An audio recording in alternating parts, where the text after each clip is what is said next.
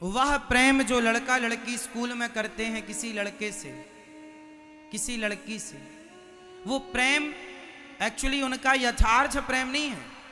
वो प्रेम केवल चमक को देखकर हुआ है। लड़की सुंदर है, लड़का सुंदर है, एक दूसरे के करीब आए और उन दोनों की जो इच्छाएं हैं, जो वासनाएं हैं, उन वासनाओं को वो पूरी करना चाहते हैं, अपने इच्छाओं को पूरी करना चाहते हैं। तो उन वासनाओं को वो पूरी करने के लिए एक दूसरे से मिलते हैं। अब मिल तो गए, पर वो उस वासना को ढकें कैसे? तो वह प्रेम के पर्दे से ढक देते हैं, ये कहकर के हम प्रेम करते हैं। वो प्रेम के पर्दे से अपनी वासनाओं को क्या करते हैं? ढकते हैं। अब मैं आपको बिल्कुल सही बताऊं कि यदि कोई लड़की किसी लड़के से प्रेम करे तो बताओ, क्या प्रेम ये कहता है कि तुम उस लड़के से या उस लड़की से संबंध बनाओ? आजकल के जो लड़का लड़की प्रेम करते हैं ना, वो बाकी सब बाद में पहले शारीरिक संबंध बना लेते हैं। क्यों? क्योंकि उनका प्रेम था ही नहीं, वो तो शरीर की भूख थी और वो उन्होंने मिटाई और नाम दे दिया प्रेम, ताकि लोग कहे ना कुछ। यदि प्रेम है तो समझो, जहां प्रेम है ना वहां शरीर की भूख नहीं होगी। किसी स्त्री को, किसी लड़की को किसी लड़के के शरीर की चाहत हो और किसी लड़के को किसी लड़की के शरीर की इच्छा हो, तो बताओ वहां प्रेम है? बोल दो। इसीलिए हमने प्रेम की परिभाषा फर्स्ट में ही समझा दी आपको। जहां प्रेम है वहां शरीर से कोई लेना देना नहीं है, और जहां शरीर से लेना देना है वहां प्रेम नहीं है। तो आज के लड़का लड़की जो अपने माँ बाप को बताए बिना किसी लड़के से शादी कर लेते हैं, भाग जाते हैं। यदि प्रेम था तो भागे क्यों? क्योंकि प्रेम ये थोड़ी कहता तुम भाग जाओ। प्रेम तुम्हें चोर नहीं बनाता। लड़का लड़की चोरी से शादी कर लेते हैं तो क्या प्रेम तुम्हें चोर बनाता है? क्या प्रेम की परिभाषा यही है कि तुम किसी का हाथ पकड़ के चुपके भाग जाओ? ये प्रेम नहीं है साहब, खुले में ये वासना है। इस वासना को आज के लड़का लड़की ने प्रेम का नाम दिया, इसलिए प्रेम बदनाम हो गया साहब। वरना प्रेम तो गोपियों का है, प्रेम तो भरत जी का है। प्रेम ये सृष्टि किस पर टिकी है?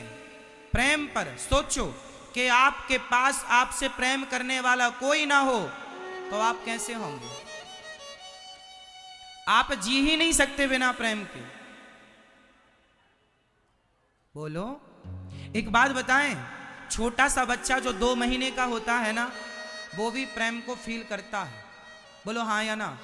महसूस करता है। आप उसे ना प्यार से पुचकारिए, हंसेगा, आपको देखेगा टुकुर टुकुर, और जरा डांट दीजिए ना वो रोने लग जाएगा। मतलब वो जरा सा 2 महीने का है, वो भी जान रहा है कि प्रेम क्या है और डांट डपट क्या होती है। हाँ या ना? सोचो कि वो 2 महीने का बच्चा प्रेम समझता है और यह कॉलेज पढ़ने वाले लड़का लड़की प्रेम की परिभाषा ना जान पाए। कहते हैं हम प्यार करते हैं, प्रेम करते ना तो अपनी माँ का दिल ना दुखाते कभी। प्रेम करते तो अपने पिता के छाती पर खंजर ना मारते कभी, उसके विश्वास को तोड़ते नहीं कभी तुम, यदि प्रेम करते तो। इसलिए हमारे शास्त्रों को गलत ढंग से लोगों ने समझा, गलत ढंग से व्याख्या समझी, अपने हिसाब से अर्थ लगा लिए, अपने स्वार्थ के लिए अर्थ लगा लिए। प्रेम तो मीरा का है, प्रेम तो रैदास, रसखान, सूरदास, कबीरदास जी का है। प्रेम तो ऐसा है कि रैदास जी के कठौता में गंगा प्रकट हो जाती है और तब से कहावत चालू हो जाती है कि मन चंगा तो कठौती में गंगा। प्रेम में इतनी ताकत है कि तुम्हारे चमड़े के कठौता में गंगा प्रकट हो जाती है। प्रेम में इतनी ताकत है कि वो भगवान जगत का पालनहार तुम्हारे घर आकर तुम्हारी जूठी बेर खाता है। प्रेम में इतनी ताकत है कि जगत का पालनहार तुम्हारे घर आकर तुम्हारे छिलकों का भोग लगाता है। ये प्रेम है, ये प्रेम है। और आज जो हो रहा है, लड़का लड़की कर रहे हैं कॉलेज स्कूलों में एक दूसरे से, वो प्रेम नहीं है, सिर्फ वासना। समझाओ अपनी बेटियों को, प्रेम की परिभाषा ही समझा देना, कुछ ना समझा पाओ तो समझाओ अपने बेटों को, प्रेम की परिभाषा ही समझा दो, और कुछ ना समझा पाओ तो। प्रेम क्या है? इसलिए भगवान कहते हैं राम ही केवल प्रेम प्यारा, जान ले जो जान निहारा, मिलहि न रघुपति बिनु अनुरागा, किए जोग जप ज्ञान विरागा। मोहन प्रेम बिना नहीं मिलते, चाहे कर लो कोटि उपाय। भगवान को पाना है तो प्रेम करिए, और प्रेम किसे कहते हैं? निस्वार्थ को प्रेम कहते। हमने व्याख्या कर दी प्रेम की। इसलिए आज एक लड़की ने एक लड़के से दोस्ती की, प्यार हो गया। एक लड़की एक लड़के को प्यार हुआ, दोनों एक साथ रहने लग गए, दोनों रिलेशन में रहने लग गए। एक दिन लड़की ने लड़के से कहा चलो अपन शादी कर लेते हैं। समाज में जो हो रहा है वो मैं एक दास्तां रख रहा हूं आपके सामने, सच्ची घटना। मैया, ओ मेरी माँ, किसे देख रही हो? उठ उठ के सुनो मेरी माँ, सुनो। एक लड़का लड़की प्यार करते हैं एक दूसरे से, दोनों साथ में रहने लग जाते हैं, और दोनों रहते हैं। एक दिन लड़की ने लड़के से कहा, जिससे प्यार करती थी उससे कहा चलो अपन शादी कर लेते हैं। लड़के ने कहा क्या कह रही हो, शादी क्यों करें हम? हमारे माता पिता ने शादी कहीं और लगा रखी है हमारी। उस लड़की ने कहा हम तुमसे प्यार करते हैं, क्या तुम हमसे प्यार नहीं करते?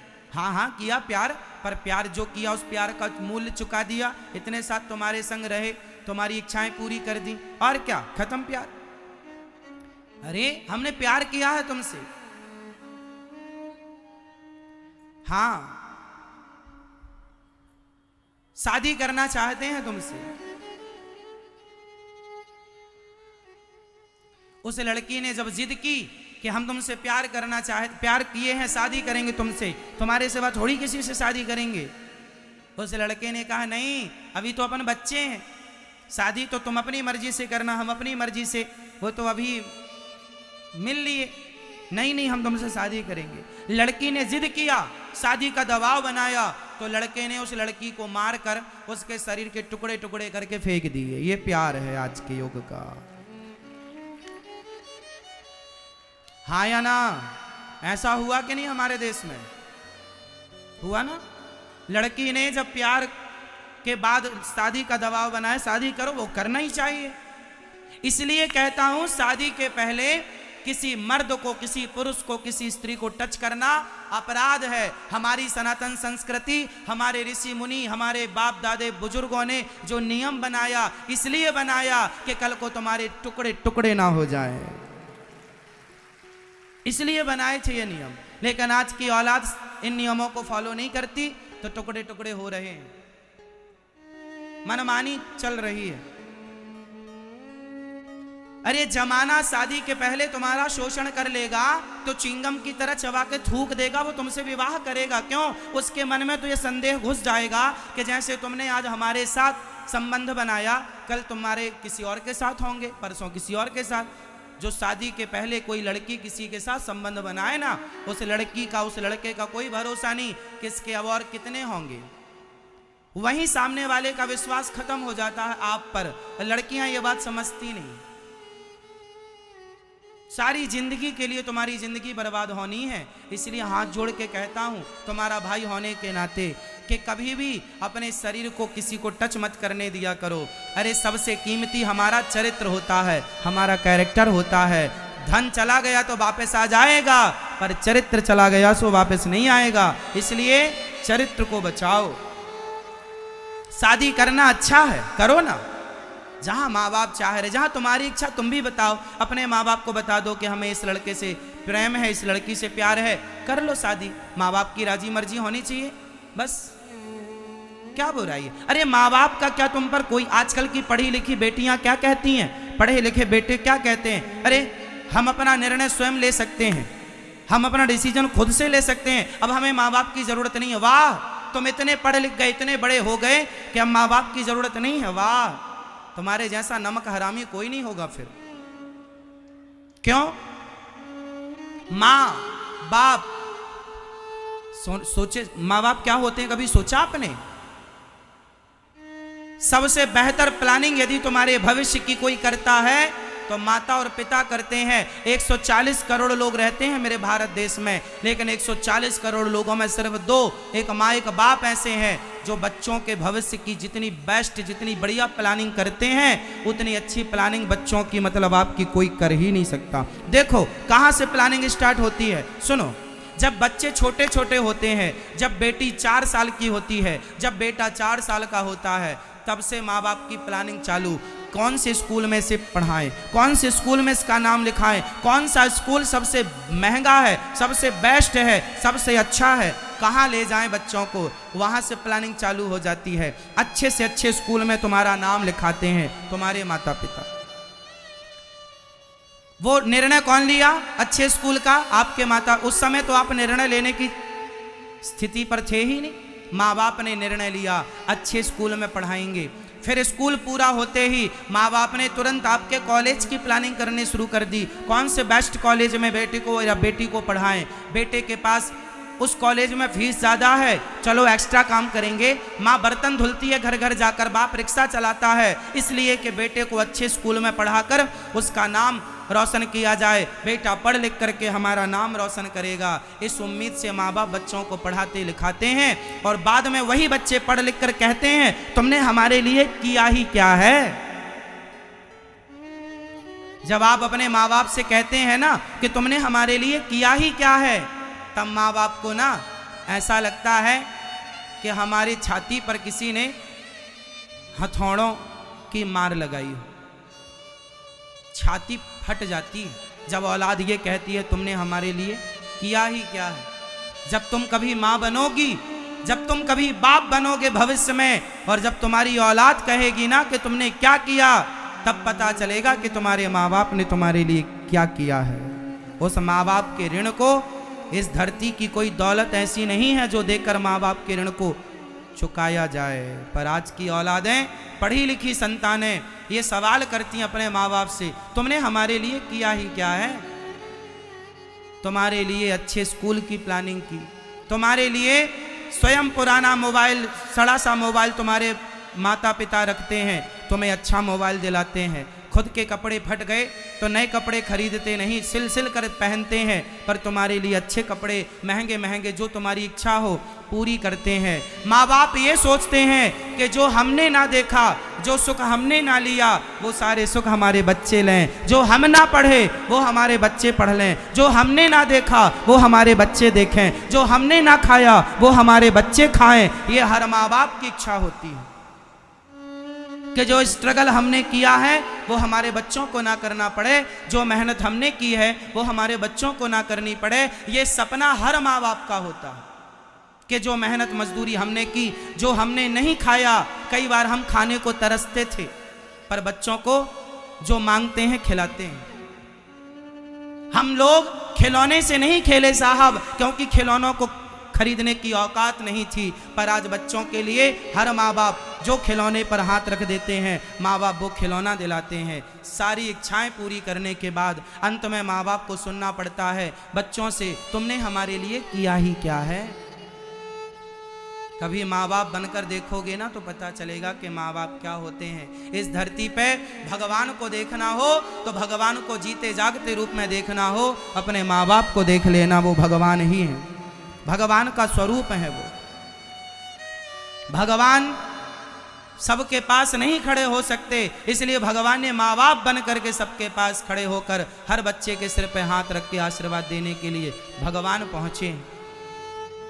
और बेटे माँ बाप पे 1000 सवाल खड़ा करते हैं, इसलिए माँ बाप ने जन्म दे दिया, पढ़ा लिखा कर योग्य बना दिया, जहां हो जैसे हो वहां रहकर माँ बाप का धन्यवाद दो। और माँ बाप से अब क्या चाहते हो? जन्म दे दिया, मानव चोला दे दिया, और क्या चाहिए। ठीक, अब पढ़ जाओ, लिख जाओ, योग्य बनो, मन लगाकर पढ़ो, अपने माँ बाप का नाम। हर माँ बाप की क्या इच्छा है। आप में से जितने बच्चे बैठे हैं मुझे बताओ, आपसे आपके माँ बाप क्या चाहते हैं? बताओ, हर माँ बाप बच्चों से क्या चाहते हैं? माँ बाप का पैसा तब वसूल हो जाता है जब बच्चे पढ़ लिख करके नाम कमाते हैं, और बच्चे के नाम से माँ बाप को जब सम्मान मिलने लग जाए समाज में, अरे इनके माता पिता, फलाने के माता पिता ये हैं, जब बच्चे के नाम से माँ बाप को जानने लग जाए समाज में, तब माँ बाप का पैसा वसूल हो जाता है, माँ बाप का बलिदान वसूल हो जाता कि चलो हमने पढ़ाया लिखाया, आज हमारा बेटा हमारा नाम रोशन कर रहा है। और जब माँ बाप का नाम रोशन करता है ना, तो माँ बाप के रोम रोम से बच्चे के लिए दुआएं निकलती, आशीर्वाद निकल, तब तुम्हारा पुत्र होना, पुत्री होना सार्थक हो जाता। जब तुम समाज में इज्जत कमाते हो, नाम कमाते हो, दो पैसा कमा कर माँ बाप को देते हो, माँ बाप को अच्छा लगता, चलो पढ़ाया लिखाया, बच्चे अपने पांव पर खड़े हो गए। पर विडंबना देखो कि जब बच्चे पढ़ लिख जाते हैं, कोई लड़की पसंद आई, शादी कर लेते हैं, और शादी करने के बाद तुरंत माँ बाप को कहते हैं हमने डिसाइड कर लिया है कि अब हम फलानी जगह एक फ्लैट हमने देखा है, अब हम लोग वहीं रहेंगे। माँ बाप बोले, सास माँ बोली अरे बहू अभी तो आई है, थोड़ा बहू का सुख लेने दो। ना ना ना, उसे पसंद नहीं है बुढ़ा बुढ़ी। माँ बाप अभी बहू के सपना ही देख रहे होते हैं, बहू को ये साड़ी पहनाऊंगी, बहू यहाँ सोएगी, बहू यहाँ रहेगी, ये खाएगी, बहू को अपने हाथ से बनाकर खवाऊंगी माँ की तरह, सास सोचती है। पर बहू आई 4 दिन बाद, महीने भर बाद, बेटे ने कहा हमने डिसाइड कर लिया है हम वहाँ रहेंगे। माँ बाप को छोड़कर चले जाते हैं। दिल्ली में ऐसे कितने माँ बाप हैं जिनको बेटे छोड़कर दूसरे फ्लैट पर रहते हैं, दूसरे जगह पर रहते हैं, माँ बाप के साथ कोई रहना ही नहीं चाहता। अकेले माता पिता, दिल्ली के कितने फ्लैटों पर, कितने घरों पे अकेले माता पिता सड़ रहे हैं बेचारे। बेटा विदेशों में, बेटा बड़ा पैसा कमा रहे हैं, पर माँ से मिलने का समय नहीं है। पत्नी को पानी पूरी खवा रहे हैं, इंडिया गेट घुमा रहे हैं, पर माँ के पास जाकर 2 बातें करने का समय नहीं है कि माँ तबीयत कैसी है। ये पढ़ी लिखी औलादें हैं। यही औलादें कहते हैं माँ बाप से तुमने हमारे लिए किया ही क्या है। वाह, हमारे देश का कुत्ता भी तुम्हारे जैसा नालायक नहीं है। हमारे देश का